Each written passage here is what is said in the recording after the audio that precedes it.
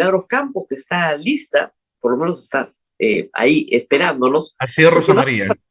hemos tenido la feliz coincidencia de recibir su libro, Cómo salir de la crisis política. Acá lo tengo en la mano, Cómo salir de la crisis política, propuestas para una reforma en Milagros Campos, una edición de bolsillo de debate y auspiciada también por la Cámara de Comercio de Lima, dentro de una serie de publicaciones que se están haciendo justamente para divulgación jurídica, algo que es muy importante en nuestro país. Nosotros hemos presentado en este programa a Andrés Calderón, Verdades y mitos sobre la Constitución Económica de 1993, hemos presentado la reforma política de Fernando Tuesta, Estamos tarde de Jaime Saavedra. Este es el libro de Milagros Campos, que es no solo abogada, sino magíster y doctorada en ciencia política en la Universidad Católica.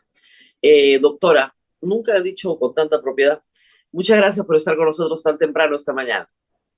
Muchas gracias, José María, encantada de poder estar en tu programa. Efectivamente, del derecho pues pasé a la ciencia política para tratar de entender cómo funciona el Estado y pendiente de mi tesis de doctorado, que justamente será sobre el funcionamiento del Congreso y las relaciones entre Ejecutivo y Legislativo. Así es.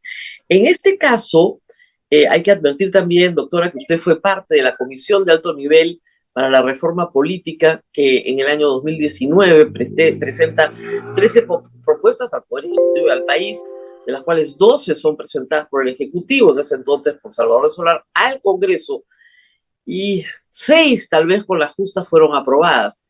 Yo quería empezar por ahí. Parte de eso está recogido en este libro, parte de eso. Pero lo que nos preocupa a todos es lo que está pasando con las primarias abiertas, simultáneas y obligatorias. El Congreso, anteayer en la Comisión de Constitución, han decidido simple y llanamente deshacer la reforma de alguna forma, crear una especie de Frankenstein, meter otras instituciones, finalmente desnaturalizar lo que se planteó. Y como usted lo explica en el libro, cuando uno afecta a una institución, afecta a todas. Entonces, tiene que haber un balance en la Constitución. ¿Qué tan grave es la situación? Mira, José María, en el 2019, cuando trabajamos en la Comisión de Reforma Política, como todo proceso de reforma, partimos de un diagnóstico. Uno puede discrepar sobre las medidas, pero cualquier buena reforma tiene que partir de un diagnóstico. Y el diagnóstico de la política peruana en ese momento partía de un tema que los partidos eran y son poco representativos. En el Perú se habla de crisis de representación desde hace mucho tiempo. Alguien me decía, bueno, pero una crisis no puede durar tantos años, pero efectivamente somos pioneros en esta crisis que hoy viene aquejando a otros países que tenían una democracia más sólida en términos de sus partidos políticos. Ese tema supone justamente que cuando hablamos de partidos políticos, hay una distancia muy grande entre los ciudadanos y los partidos, porque los ciudadanos no suelen militar en partidos políticos, hay una serie de desincentivos también, digamos la verdad, para hacerlo, y entonces lo que se pensó hacer es que en el diseño de las PASO se busque acercar a la ciudadanía a los partidos y que sientan como propia este proceso de selección. Que quiero decir algo al respecto, ¿no? Y nosotros, pues, por el sesgo profesional miramos siempre sentencias. A mediados del siglo pasado, las sentencias del Tribunal de la Corte Suprema de Estados Unidos ya habían dicho que los partidos políticos pueden ser asociaciones privadas, pero terminan siendo de alguna manera un canal y una forma por la cual aquellos ciudadanos que militan terminan en instituciones del Estado, de manera tal que tienen relevancia constitucional y que no pueden ser mirados como una asociación simple que usted y yo podemos formar para pues conocer el funcionamiento. Una de las frases que he escuchado en estos días contra las PASO es: los partidos son personas jurídicas privadas, sí, claro, pero reciben fondos públicos. en gran cantidad, directo e indirecto. Y es como si fueran ajenas a cualquier legislación. Y eso no es cierto.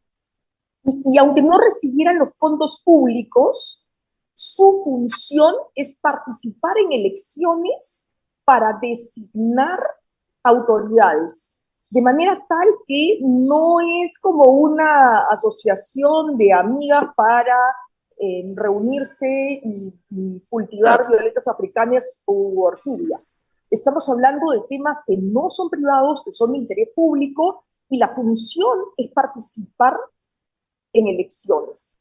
Entonces, creo que ese es un tema que es necesario zanjar. Los partidos políticos no son clubes de amigos y están destinados a participar en funciones estatales. Y eso es muy importante también, y de allí la relevancia de los fondos públicos, porque la capacitación de cuadros termina siendo fundamental.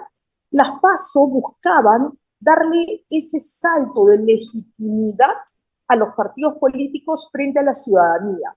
Y iban a operar, aunque yo creo que se ha hablado muchísimo estos días sobre las PASO, para los oyentes, la idea es que iban a operar como elecciones generales. Y Exactamente entonces igual. los ciudadanos asistían y He votaban. escuchado, doctora, una y otra Sí. vez repetir la tontería, de verdad, no lo digan porque da pena, que vamos a ir a los partidos a votar para que nuestros enemigos no salgan.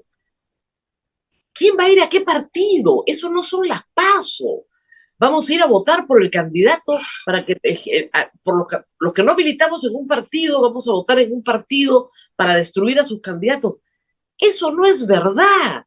Es una elección general, igualita que la de abril, con voto preferencial. Votas por una sola opción a presidente y una sola opción a Congreso. Mañana será diputados y senadores, pero en fin. Pero no votas por todos los partidos ni en todos los partidos. Votas en uno. Y como votas en uno, tienes que escoger el que más te gusta, pues. No vas a escoger el que menos te gusta. Es absurdo.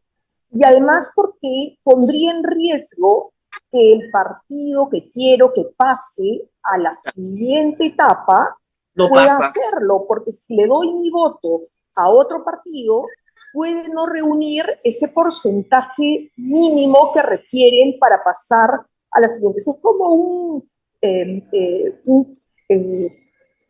concurso, digamos, con eliminatorias.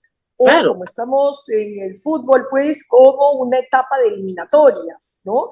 Y solo los partidos que congreguen un número de votos que pusimos 1.5%, ¿no? En Argentina es 2%, creo que podría haber sido más alto, pero ese era otro debate. Yo estuve invitada hace algunos años, antes de la pandemia, justo en el borde de la pandemia, a las primarias uruguayas. Y creo que hay que señalar que el diseño de las PASO es diferente al de Argentina y es diferente al de Uruguay, aunque Así se es. nutre. Pero digamos claramente que en el mundo democrático lo que ocurre es que la democracia interna, la democracia de los partidos, es una regla. El diseño puede ser diferente, ¿no? Pero no es usual hoy por hoy, ni en España, ni en Chile, ni en Uruguay o Argentina, que los partidos libremente designen a sus candidatos. Claro. Normalmente hay algún nivel de participación de los propios afiliados o de los ciudadanos, como en el caso del diseño de las PASO. Claro, Y en Uruguay, sí, además perdón. lo que eliminaba las PASO eran varias cosas. Primero, la corrupción. No comprabas tu puesto, lo definía finalmente el pueblo. Segundo, eliminaba el voto preferencial, porque pasábamos a tener listas diseñadas por el voto popular. Tercero, limpiaba, o sea, lo que ustedes hicieron era bajar la valla de acceso a ser partido. Yo tengo una iniciativa ciudadana, quiero ser partido, bien, pasa. Consigue tus militantes y pasa, ¿no es cierto? Nos ahorramos las firmas, pasa, pero eso sí, para entrar a la competencia tienes que pasar una vallita, no, cualquiera no va a entrar. Y esa era la lógica. Lo que ha hecho además, a último minuto la Comisión de Constitución, es agregar que van a tener que presentar de nuevo 500.000 o 750.000 firmas, es regresar muy atrás. Es terrible lo que están haciendo Y lo que me preocupa, le voy a decir la verdad, es que es, como el Congreso en esto tiene casi unanimidad, con poca presencia, digamos, de la ciudadanía protestando por algo que nos están quitando y que es bien serio. No sé cómo lo están viendo ustedes desde la academia. Lo que pasó con el libro que hoy comentamos, está acá, Sí. es que me pidió la Cámara de Comercio trabajar como una actualización de reformas políticas a partir de lo que había ocurrido en los últimos años. Y por supuesto el tema de partidos, que es un tema central, aunque no depende de una reforma normativa, no podía estar ausente. Y en las mesas en que se debatió esto, se planteó la posibilidad de que si es que no se querían las pasos porque los partidos no estaban dispuestos a ceder en este punto, lo que se planteó es la posibilidad de señalar a partir de la participación de todos los afiliados un porcentaje mínimo, porque en las últimas elecciones el promedio de participación no había llegado al 7%. Sí, ¿No? he visto que ese porcentaje lo han puesto en el proyecto, pero cuando se han dado cuenta, varios han comenzado a protestar, porque creo que el porcentaje que han terminado poniendo es que tienen que participar el 15% o el 20%. 20. Claro, entonces han Sí, dicho, no, pero no van a sí, participar ni el 20%, entonces ni hablar, pero mantienen el sistema de delegados, ¿no? Entonces, eso es fatal. El sistema de delegados son 30 personas que controla el dueño de la franquicia y que eligen quién va a ser la lista. Al mejor postor. además hay pocos incentivos para que algún partido no elija delegados, ¿no? Claro. Y lo que a alguien se le ocurrió en una de las mesas y que a mí me parece súper interesante es la posibilidad de que si el requisito es que hayan 25.000 afiliados, que se pueda considerar el 30% no sobre el universo de todos el padrón, sino de 25.000 Ah, afiliados, pero siempre tratando de ver de qué manera el partido puede convocar a sus propios afiliados, ¿no? Entonces, esa era una alternativa, porque acá es lo que se trata, conocido el diagnóstico, es de tener alternativas para el debate, pero que busquen responder y solucionar a los problemas existentes. claro, ¿Cuál es en este caso? pero Partidos ¿cómo, poco representativos. claro, pero ¿cómo eliminamos el voto preferencial entonces? Sí, bueno, ese es otro gran tema, ¿no? Yo puedo decir que no soy neutral en este tema, he escrito varias veces sobre la inconveniencia del voto preferencial, porque como un elemento del sistema electoral no es bueno o malo en sí mismo, sino depende del sistema. El voto preferencial personaliza la política en un país en el que no tenemos partidos políticos y además hace que hayan muchos votos nulos. Pero imagínese usted, si vamos a una elección con bicameralidad, que es la buena noticia, no quiero dejar de mencionarlo, ¿no? Pero donde vamos a utilizar el voto preferencial para diputados, para el Senado en el caso del senador de mi circunscripción, pero también de la circunscripción nacional, y el voto preferencial también para el Parlamento andino, porque eso no ha cambiado. Imaginemos lo complicado que va a ser esa votación y la cantidad de votos nulos. Y de lo que se trata también es de darle un elemento práctico a las propias elecciones, independientemente de lo pernicioso que puede ser para fortalecer a los partidos políticos, creo yo. Es un tema discutible, probablemente donde hay cúpulas partidarias, pues la cosa sería diferente, pero creo que ese es un tema también que merece un debate sobre El si es tema, conveniente o el no. tema, doctora, es que ya estaba debatido y aprobado. Se aprobó el 2019 y el Congreso del 2020 no lo permitió por la pandemia. Ayer escuchaba al señor Carlos Mesía que decía, creo que no se han aprobado, no se han usado nunca, decía, creo, ¿no? Él era congresista, él votó por prohibirlas y no se acuerda, ¿no? Pero en fin, y luego en el 2021, lo mismo, perdón, en el 2022, lo mismo con las regionales y municipales, no hay pandemia, lo cual fue una excusa ya francamente deleznable, ¿no? Pero en fin, los partidos no quieren democracia interna porque el dueño del partido ya no podría vender los sitios. Ese es todo el tema. Y los venden al mejor postor, al que le trae plata a la campaña, al que le trae votos, al que le trae algo. Entonces ya no podrían venderlos, ya no podrían haber partido franquicia. ¿Dónde estaría el negocio, como te dicen? ¿Dónde está la inversión? El otro tema es que no quieren competencia. Entonces, al regresar a las firmas, lo que dicen, no, no, no, no me traigan más partidos, ¿ah?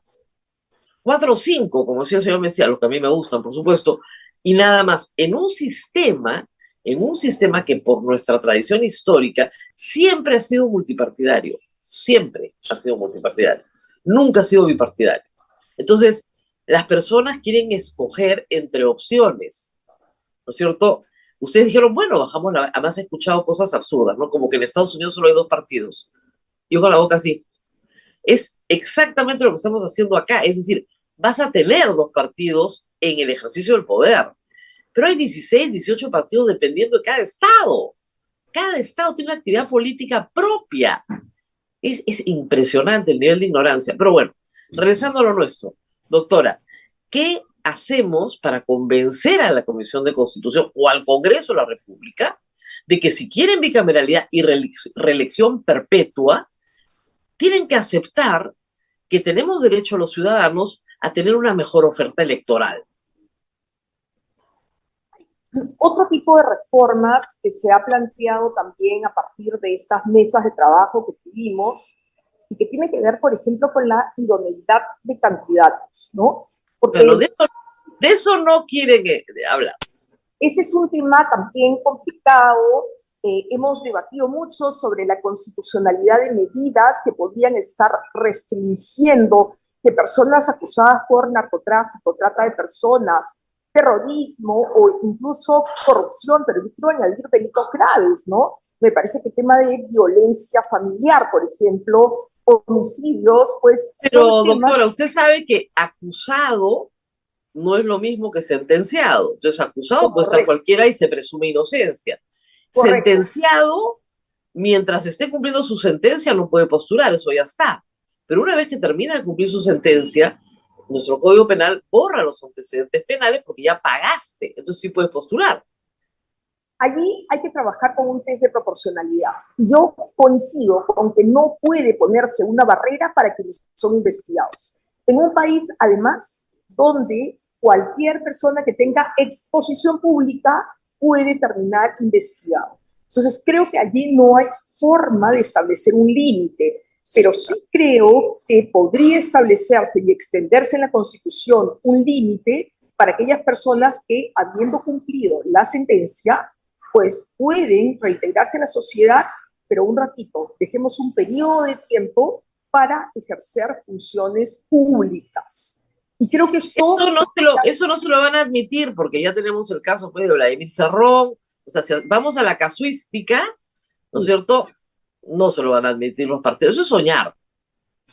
Soñar, pero soñar es parte de quienes queremos un país mejor y reformas, no, ¿no? por supuesto. Con los pies bien en la tierra, pero con la cabeza también puesta en construir un mejor país. Y creo que allí es donde tenemos que poner las apuestas. Yo estoy totalmente de acuerdo con restablecer, por ejemplo, la reelección, porque nuevamente lo que hay que generar es incentivos para que quienes tienen vocación política pues puedan dedicarse a lo que se llama, puede ser político profesional.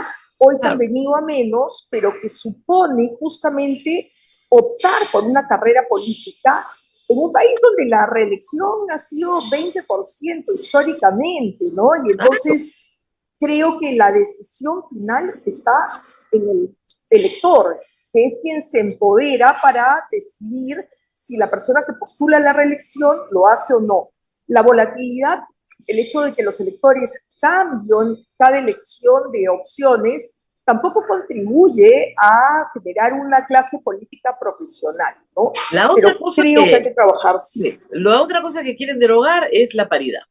Ya lo anunció el señor Muñante, ayer el señor Mesía, que es asesor directo del fujimorismo, el ex congresista fujimorista, dijo, no, la paridad es un error, hay que eliminarla.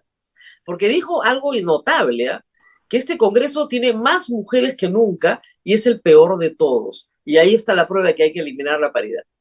No hay relación de causalidad, no podemos inventarla porque, a ver, Rosa María, yo con toda sinceridad digo que yo soy una conversa en estos temas.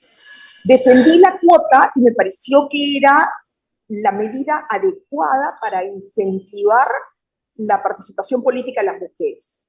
Sin embargo, la evidencia muestra que es con la paridad y la mayor visibilidad de las candidaturas de mujeres, porque con voto preferencial se incrementó ese techo que existía, ¿no? La cuota decía 30% de candidatos, pero nunca hubo 30% de parlamentarias electas.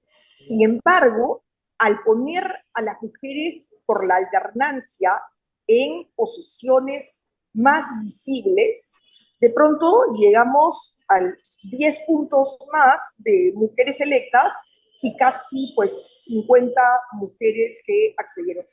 Las mujeres no quieren participar en política, yo no sé, creo que más bien se necesita pensar en una política que sea compatible con muchos horarios que tienen mujeres y muchas responsabilidades que tienen mujeres. Y de pronto cuando le dicen, oye, estás invitada, puedes venir, de repente en aquellas circunscripciones en las que nunca habían elegido representantes mujeres, sí tenemos representantes mujeres. Y como dice pues nuestra amiga Rocío Villanueva, las mujeres como los hombres en política, las hay muy buenas, las hay regulares y las hay malas, por supuesto. Así es. Pero bueno, eso es lo que viene, ¿eh? Por lo menos ya lo han anunciado. Lo otro que viene es desaparecer a los movimientos regionales, porque tampoco quieren competencia en ese plano. Es decir, yo me genero un nuevo espacio, el Senado, me reelijo, ¿no es cierto? Pero eso sí, no me traigas competencia. Y mi cúpula me sigue poniendo en la lista donde yo quiero. Ese es el mensaje que está dando el Congreso. Creo que tenemos que considerar los congresistas justamente representan ese pluralismo político y son elegidos, y esa es la razón por la cual las reformas están en sus manos. Pero el proceso de liberación pública hace justamente que pueda existir y deban existir estos comentarios, estas pues debates abiertos en el que yo creo que tenemos que sumar no solamente a los políticos, sino acercar a la academia, a la prensa, al Es que empresariado, el problema es que nuestro sistema ha convertido a estos políticos individuales, como discutíamos por el tema del voto preferencial, en propietarios de su curul y propietarios de su espacio. Entonces se desarrollan relaciones corporativistas. Ya no hay pluralidad ideológica. No, no, no, no, no. Y eso lo estudia la ciencia política. Hoy por hoy es un estado prebendario el que tienen en el Congreso. Entonces, ¿cómo nos organizamos todos juntos para recibir algo más? Esa es la situación. Y algo más es nuestra reelección, que no tengamos competencia, forzar nuestra permanencia a través de un Senado, repartirnos un bono. Todo es parte de la misma idea corporativa. Si hubiese competencia entre ellos, sería interesante, pero hace muchos meses que ya no compiten, sino cooperan. Y cooperan para hacer cosas que no se condicen con el bien común. Entonces, ¿qué hacemos con el Congreso? Bueno, el profesor Pedro de Vega tiene una frase que yo siempre repito, y es que los problemas que vemos en el Congreso hay que buscar su origen fuera de él. Y por eso trabajar en partidos políticos es muy importante. Hay una correlación entre el nivel de institucionalización de los partidos políticos y el nivel de institucionalización del Congreso. Y creo que en un país que ofrece tantos problemas de informalidad, pues evidentemente muchos de esos problemas también se van a reflejar en la política.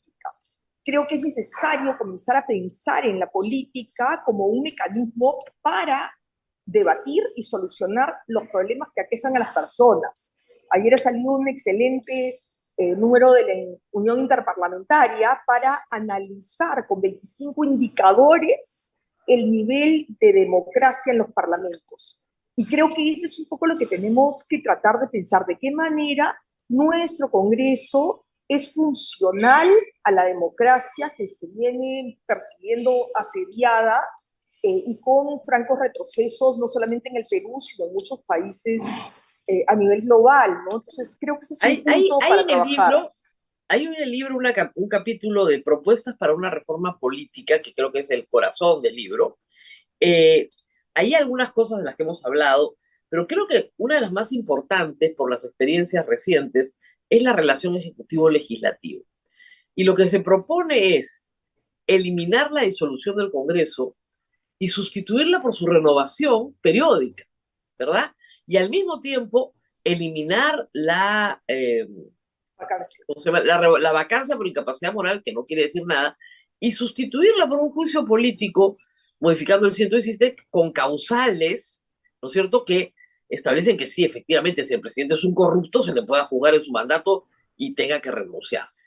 Estas dos cuestiones, la renovación del Congreso para generar un juego político distinto con el Ejecutivo, que permita al Ejecutivo de... O sea, si el Ejecutivo no puede gobernar, eso termina en un rompimiento de todas maneras, sea con golpes de Estado como en el siglo XX o el siglo XIX, sea con autogolpe como en el siglo, perdón, al final del siglo XX, o sea con el derrocamiento permanente del presidente, ¿no? Que es la moda, digamos, de nuestros últimos 5 años. Ahí tienen el libro, por si acaso.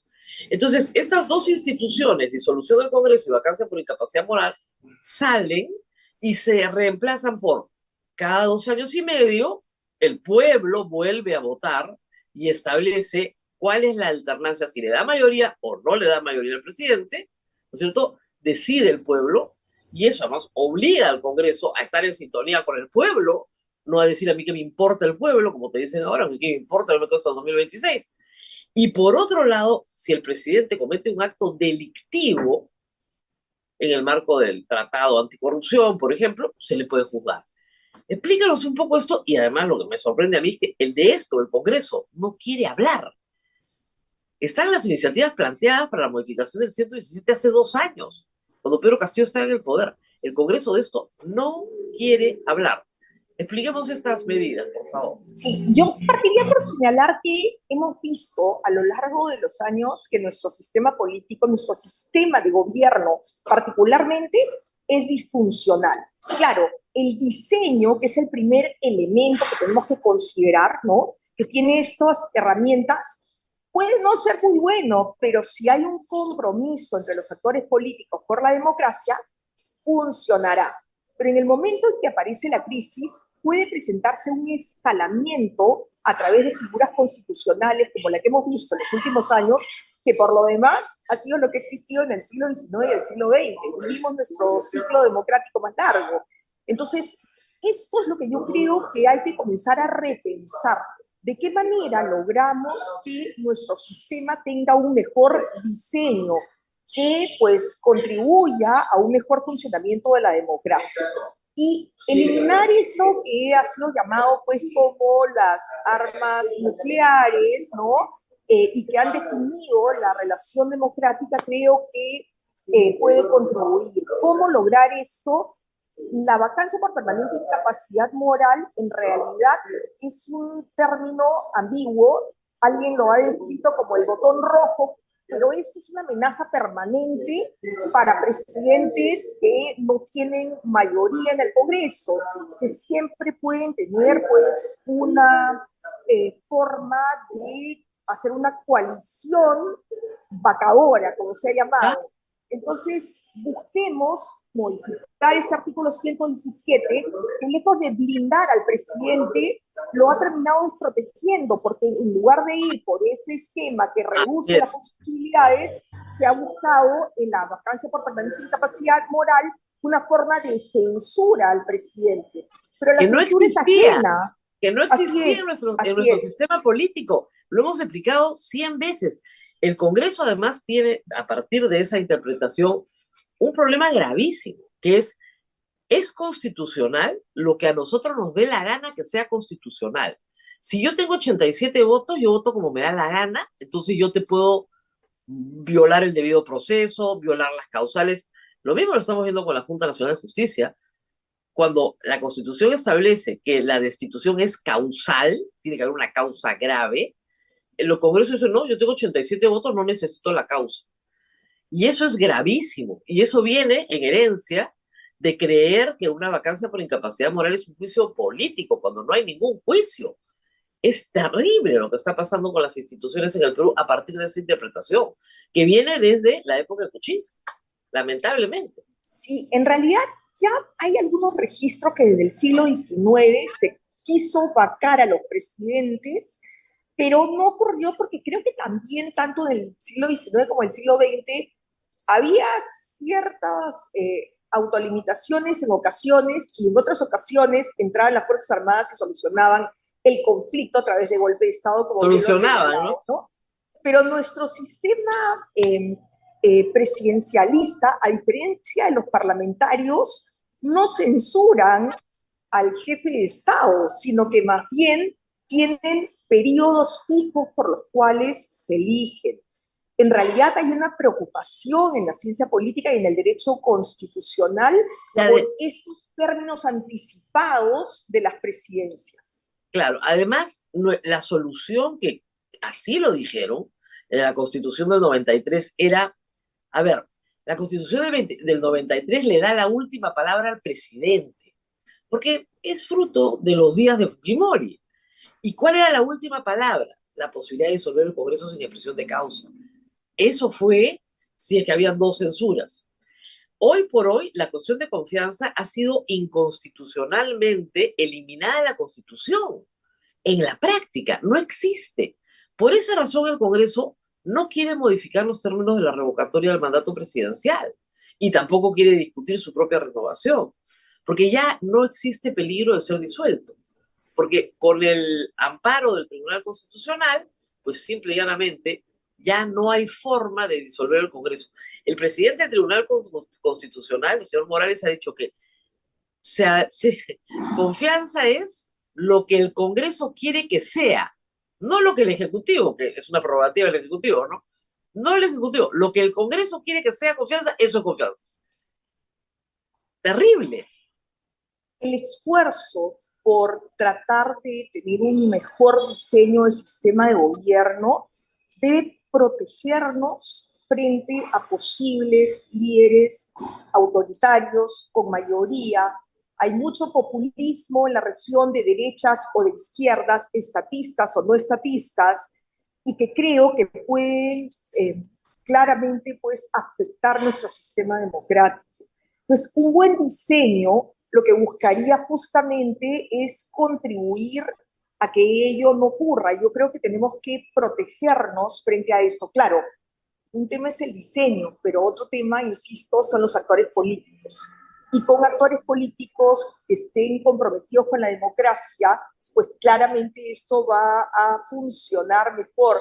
Fíjate, Rosa María, un tema, hemos terminado con unas renuncias anticipadas, hemos visto destituciones, disolución del Congreso, y sin embargo no podemos decir que la crisis política haya terminado. No, lo que para se muestra es que, o sea, creo que lo que queda claro es que pues la vacancia tal como es utilizada, y yo sí creo que es un tema que tenemos que erradicar, es la posibilidad de que haya una cuestión de confianza sobre reformas constitucionales, por lo mismo que dijo la Comisión de Venecia, pero son temas que tenemos que debatir para tener un diseño del sistema de gobierno que realmente tienda hacia la gobernabilidad y no a la polarización, ¿no?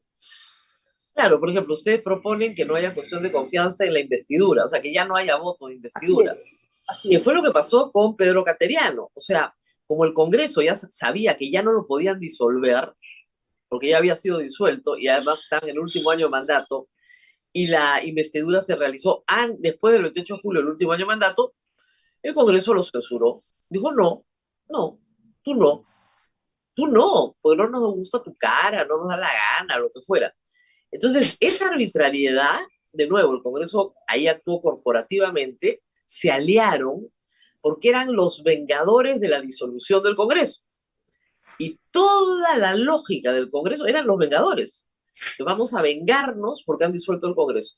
Y hasta el día de hoy, tenemos que sufrir las consecuencias de los vengadores, porque los mismos partidos entraron, salvo UPP y FREPAP. Entonces estamos bajo esa premisa.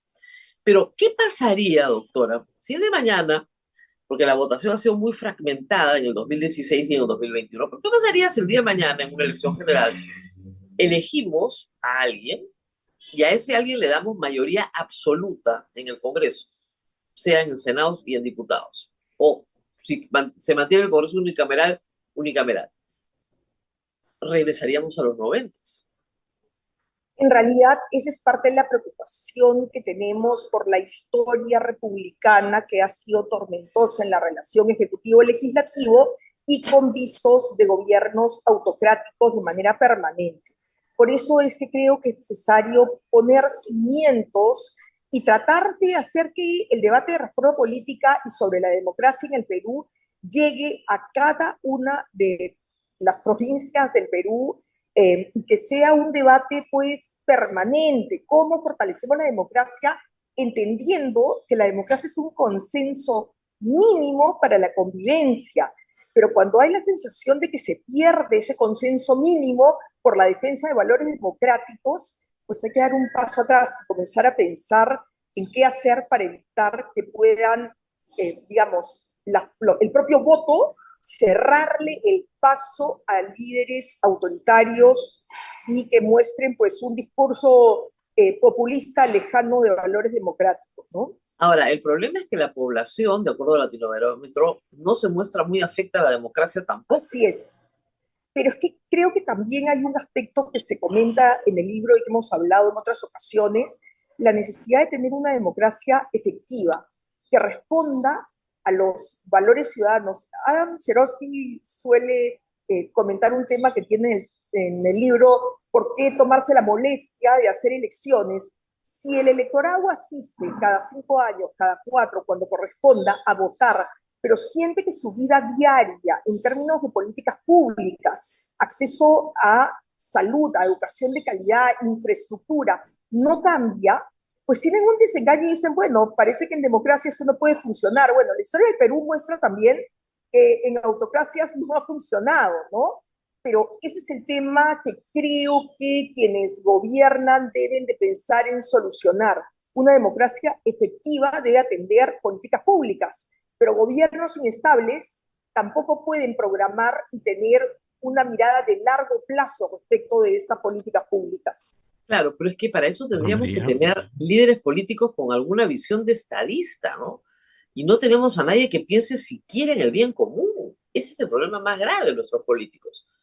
Cuando se les pregunta, oye, ¿por qué han cobrado un bono, no? ¿Que no les preocupa lo que piensa la opinión pública? No, no me interesa lo que piensa la opinión pública. Ah, ok. Entonces no hay ninguna conexión con el electorado. Tienes 6% de aprobación como institución. Dina Boluarte tiene 10% de aprobación como presidenta. No les interesa. No es un asunto que pasa por su cabeza. Ni siquiera quieren reflexionar de por qué nos ha pasado esto. No. Toda la consigna es ver cuánto tiempo más nos quedamos detentando el poder. Y frente a eso la población dice, a mí esa democracia no me gusta. Pero con toda razón, a mí tampoco. Porque eso no es democracia, pues. María. Sí, nos tenemos que ir, ¿verdad? Sí, sí, la doctora tiene otro compromiso. Doctora, pregunta final. Entonces, ¿cómo hacemos para que nuestros políticos se conecten, digamos, con la realidad? Creo que institucionalmente la posibilidad de la reelección va a mejorar ese aspecto en la medida que no va a operar necesariamente la reelección, pero sí la conducta, sabiendo que se van a someter a la rendición de cuentas al término del periodo. Creo que es como cuando dictamos un curso y decimos, esto no va a tener examen, y de pronto pues los alumnos no vienen a clase. Creo que necesitamos poner el examen al final para que haya un incentivo adecuado a hacer las cosas que se deben, sabiendo que la ciudadanía estará mirando y pondrá una nota al final. Eso es lo que yo confío. Pero bueno, es mucho más. El problema es que si la nota la ponemos cada... Claro, el problema es que si la nota la ponemos cada 5 años es un suplicio largo. Por eso hay que ponerla cada 2 años y medio, ¿no? Esa sería la idea. En fin. Estoy totalmente de acuerdo con eso, en un contexto de un Congreso bicameral y con reelección. Muchísimas gracias, ha sido un gusto poder conversar acá está el libro para que lo compren. Cómo salir de la crisis política, propuestas para una reforma de Milagros Campos con el auspicio de la Cámara de Comercio de Lima. Muy bien, ahí tenemos el libro a toda pantalla. Muchas gracias, Milagros.